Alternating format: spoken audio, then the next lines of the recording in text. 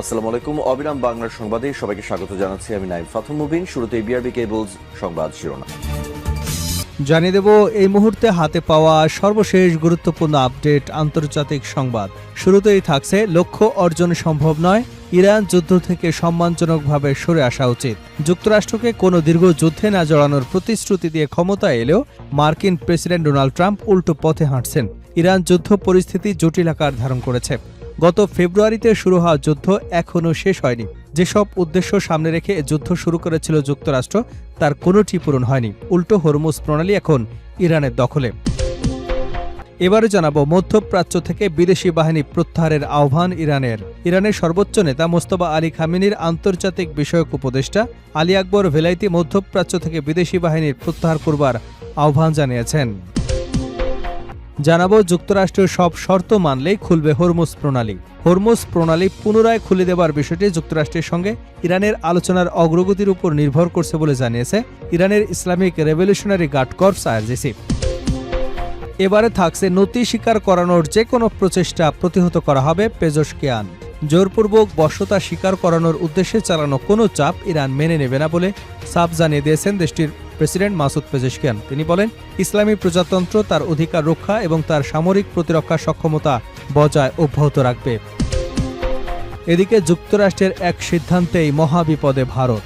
রাশিয়ার তেল গ্যাস কেনা এবার বড় ধরনের মার্কিন শুল্কের মুখে পড়তে পারে ভারত। ইউক্রেন যুদ্ধের মধ্যে রাশিয়ার জ্বালানি খাতের উপর চাপ বাড়াতে বড় ধরনের নিষেধাজ্ঞার বিল পাশ করেছে যুক্তরাষ্ট্রের সিনেট। আর তারই ধারাবাহিকতায় ভারতের পণ্যের উপর 100% পর্যন্ত শুল্ক আরোপ করতে যাচ্ছেন ডোনাল্ড ট্রাম্প।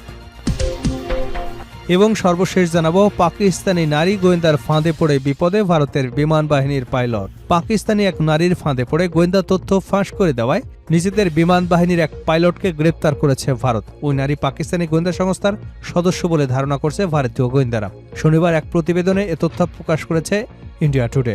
এতক্ষণ শুনছিলেন শিরোনাম, এবার থাকছে পুরো সংবাদ। দর্শক, অনুরোধ থাকবে ভিডিওতে একটি লাইক দিন, কমেন্টস করে জানিয়ে দিন এই ভিডিওটি কোন জেলা থেকে দেখছেন এবং শুনছেন। ইরান ইসরায়েল ফিলিস্তিনি যুক্তরাষ্ট্র যুদ্ধে আপনি যদি মুসলিমদের সাপোর্ট করে থাকেন তাহলে চ্যানেলটি সাবস্ক্রাইব করে বেল আইকনটি বাজিয়ে রাখুন।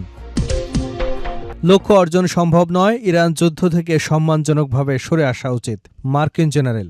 যুক্তরাষ্ট্রকে কোনো দীর্ঘ যুদ্ধে না জড়ানোর প্রতিশ্রুতি দিয়ে ক্ষমতায় এলেও মার্কিন প্রেসিডেন্ট ডোনাল্ড ট্রাম্প উল্টো পথে হাঁটছেন। ইরান যুদ্ধ পরিস্থিতি জটিল আকার ধারণ করেছে। গত ফেব্রুয়ারিতে শুরু হওয়া এই যুদ্ধ এখনও শেষ হয়নি। যেসব উদ্দেশ্য সামনে রেখে যুদ্ধ শুরু করেছিল যুক্তরাষ্ট্র, তার কোনোটি পূরণ হয়নি। উল্টো হরমুজ প্রণালী নিয়ে অনিশ্চয়তা প্রকট আকার ধারণ করেছে। এমন পরিস্থিতিতে মার্কিন সামরিক জয়েন্ট চিফ অফ স্টাফের চেয়ারম্যান জেনারেল ড্যান কেইন নিজেই ট্রাম্পের উপদেষ্টাদের যুদ্ধ থেকে সম্মানজনক কায়দায় সরে আসার উপায় খোঁজার পরামর্শ দিয়েছেন। তার মতে সংঘাত আরও বেশি উস্কে দিলে হিতে বিপরীত হতে পারে। শুধুমাত্র বিমান হামলার মাধ্যমে প্রেসিডেন্ট ট্রাম্পের ঘোষিত লক্ষ্য অর্জন করা প্রায় অসম্ভব বলেও উল্লেখ করেছেন তিনি। বিষয়টি সম্পর্কে অবগত এক সূত্র মার্কিন সংবাদ মাধ্যম সিএনএনকে বলেছে, কেইন যুদ্ধ থেকে বের হয়ে আসার একটি পথ খুঁজছেন। সূত্রের তথ্য অনুযায়ী সিআইএ ডিরেক্ট অন র্যাডক্লিফ, পররাষ্ট্রমন্ত্রী Marco Rubio, vice president JD Vance সহ ট্রাম্প ক্যাবিনেটের অন্যান্য গুরুত্বপূর্ণ কর্মকর্তাদের সঙ্গে বিষয়টি নিয়ে আলোচনা করেছেন কেইন। প্রেসিডেন্টের সঙ্গে বৈঠকের আগে এসব আলোচনার অর্থ ট্রাম্পের উপদেষ্টারা সবাই যেন বৈঠকে একই সুরে যুদ্ধবন্ধের পক্ষে কথা বলেন। ট্রাম্পের জাতীয় নিরাপত্তা দলের অভ্যন্তরে কেইনের এই আলোচনা প্রসঙ্গে সিএনএনকে এক সূত্র জানায়, আমার মনে হয় এটি কেবল সামরিক বাহিনীকে সুরক্ষিত রাখার বিষয়, তার নিজস্ব একটি কৌশল। ইরানের স্থল অভিযানের বিষয়ে প্রেসিডেন্ট ট্রাম্প শুরু থেকে কিছুটা অনিচ্ছুক ছিলেন। এর বদলে তিনি মনে করেন কেবল বিমান থেকে ভারী বোমাবর্ষণের মাধ্যমে ইরানকে চুক্তিতে আসতে বাধ্য করা সম্ভব। তবে কেইন এবং ট্রাম্প ক্যাবিনেটের আরও কয়েকজন মনে করছেন এই সম্ভাবনা বেশ ক্ষীণ। তাই তারা প্রেসিডেন্টের নির্দেশনার ভেতরে থেকেই অন্য বিকল্প তৈরির চেষ্টা করছেন। এ বিষয়ে সিএনএনের এক প্রশ্নের জবাবে কেইনের মুখপাত্র জোসেফ হলিস্টেড বলেন, প্রেসিডেন্ট, প্রতিরক্ষা মন্ত্রী বা অন্যান্য ঊর্ধ্বতন নেতাদের সঙ্গে চেয়ারম্যানের গোপন আলোচনার বিষয়ে আমরা কোনো মন্তব্য করি না। একই সঙ্গে এই আলোচনায় অনুপস্থিত সূত্রগুলোর অজ্ঞাত এবং উদ্দেশ্য প্রণোদিত মন্তব্য সম্পর্কেও আমাদের কোনো বক্তব্য নেই। মধ্যপ্রাচ্য থেকে বিদেশি বাহিনী প্রত্যাহারের আহ্বান ইরানের। ইরানের সর্বোচ্চ নেতা মোস্তফা খামেনির আন্তর্জাতিক বিষয়ক উপদেষ্টা আলী আকবর ভেলাইতি মধ্যপ্রাচ্য থেকে বিদেশি বাহিনী প্রত্যাহারের আহ্বান জানিয়েছেন। শনিবার সামাজিক যোগাযোগ মাধ্যম এক্সে দেওয়া এক পোস্টে ভেলাইতি ইরানের সশস্ত্র বাহিনীর প্রশংসা করেন। একই সঙ্গে তিনি ইরানি জনগণের দৃঢ়তা এবং প্রতিরোধের অক্ষ এবং সাহসের প্রশংসা করেন। ভেলাইতের দাবি, যুক্তরাষ্ট্র ও ইসরায়েলের পরাজয় এই বিশ্বাসকে আরও শক্তিশালী করেছে যে মধ্যপ্রাচ্য স্থিতিশীলতার প্রধান কারণ হিসেবে বিবেচিত বিদেশি বাহিনীগুলোকে অঞ্চলটি ছেড়ে চলে যেতে হবে। তিনি বলেন, নিজেদের মধ্যে সহযোগিতা আরও বাড়ানোর মাধ্যমে মধ্যপ্রাচ্যের দেশগুলোই তাদের অঞ্চলে নিরাপত্তা নিশ্চিত করতে পারে। ভেলাইতের বক্তব্য এমন এক সময় এলো যখন মধ্যপ্রাচ্যে নিরাপত্তা পরিস্থিতি ও আঞ্চলিক শক্তিগুলোর পারস্পরিক উত্তেজনা নিয়ে উদ্বেগ অব্যাহত রয়েছে। যুক্তরাষ্ট্র সব শর্ত মানলেই খুলবে হরমুজ প্রণালী। হরমুজ প্রণালী পুনরায় খুলে দেবার বিষয়টি যুক্তরাষ্ট্রের সঙ্গে ইরানের আলোচনার অগ্রগতির উপর নির্ভর করছে বলে জানিয়েছে ইরানের Islamic Revolutionary Guard Corps IRGC. তবে এ বিষয়ে ওমানের সঙ্গে চলমান আলোচনার কোনো সম্পর্ক নেই বলে তাদের দাবি। ইরানের রাষ্ট্রীয় সংবাদ সংস্থা তাসনিমের প্রতিবেদনে বলা হয়েছে, আইআরজিসির মুখপাত্র সর্দার মোহবি বলেছেন, হরমুজ প্রণালী খুলে দেওয়ার ক্ষেত্রে ইরানের নির্ধারিত সুনির্দিষ্ট প্রক্রিয়া এবং শর্ত রয়েছে। মোহবি বলেন, আমাদের কাছে হরমুজ প্রণালী শুধু একটি অর্থনৈতিক নৌপথ নয়, বরং এটি ভৌগোলিক এবং কৌশলগত শক্তির একটি উপাদান। তিনি জানান, গুরুত্বপূর্ণ এই সামুদ্রিক পথ খুলে দেওয়ার জন্য যুক্তরাষ্ট্রকে ইরানের সব শর্ত পুরোপুরিভাবে মেনে নিতে হবে এবং আঞ্চলিক আলোচনায় হস্তক্ষেপ বন্ধ করতে হবে। আইআরজিসির এই মুখপাত্র আরও বলেন, যুক্তরাষ্ট্র যখনই ইরানের শর্ত মেনে নেবে তখনই হরমুজ প্রণালী অবশ্যই খুলে দেওয়া হবে। এর মাধ্যমে হরমুজ প্রণালী পুনরায় চালুর বিষয়টি যে সরাসরি যুক্তরাষ্ট্রের সঙ্গে ইরানের সমঝোতার উপর নির্ভর করছে সেই বার্তাই দিল তেহরান। একই সঙ্গে ওমানের মধ্যস্থতায় চলমান আলোচনার মাধ্যমে এ সংকট সমাধান হবে এমন ধারণা নাকচও করেছে আইআরজিসি।